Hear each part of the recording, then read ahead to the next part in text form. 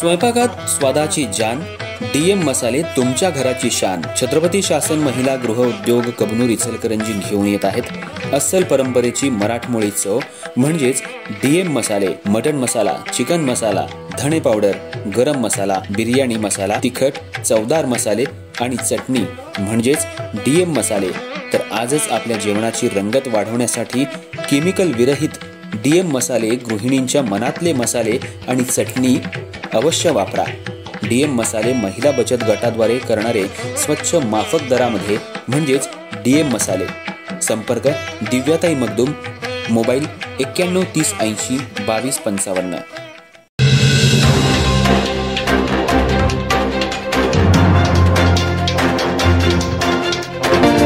नमस्कार, मी तेजस्विनी मगदूम। एम मराठीमध्ये आपल्या सर्वांचं स्वागत आहे। पाहूया ठळक घडामोडी।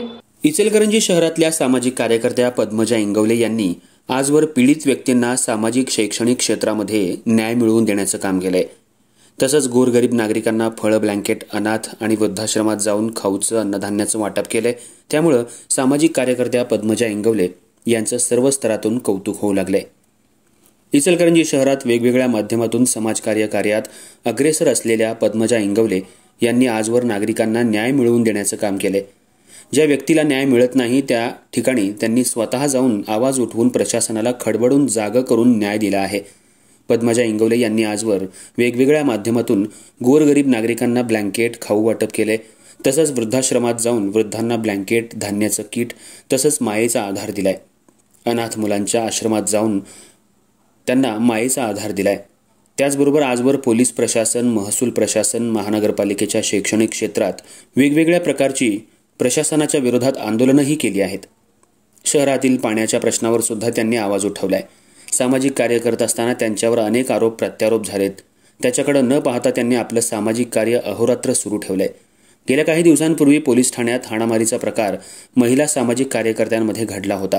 तो सुद्धा गैरसमजातून झाला होता। तर प्रसार माध्यम आणि वर्तमानपत्रामध्ये त्याच्या बातम्या आल्या होत्या। हा सगळा प्रकार गैरसमजातून झाला होता असाही खुलासा देणारी बातमी प्रसारित करण्यात आली आहे। सामाजिक कार्य करत असताना आरोप प्रत्यारोप हे होणारच, चिखलफेक होणारच, पण न डगमगता पद्मजा इंगवले यांनी आपलं सामाजिक काम सुरू ठेवलंय आणि सुरू ठेवणारच असा आत्मविश्वास त्यांनी प्रसारमाध्यमांशी बोलताना सांगितला। माझ्या कार्याची दखल घेऊन ज्यांना मी न्याय देण्याचं काम केलंय त्यांना माहीत आहे, त्यामुळे गोरगरीब नागरिकांचा आशीर्वाद माझ्या पाठीशी आहे।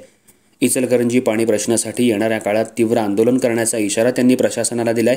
तसंच शहरामध्ये शिक्षणाचा सध्या बाजारीकरण झालंय, त्याच्या विरोधात सुद्धा मोठा लढा उभा करणार असल्याची माहिती त्यांनी दिली आहे। त्याचबरोबर मुख्यमंत्री, उपमुख्यमंत्री, शिक्षण मंत्री, पालकमंत्री यांच्याकडे शिक्षण सम्राट अकॅडमीच्या विरोधात तक्रार केली आहे।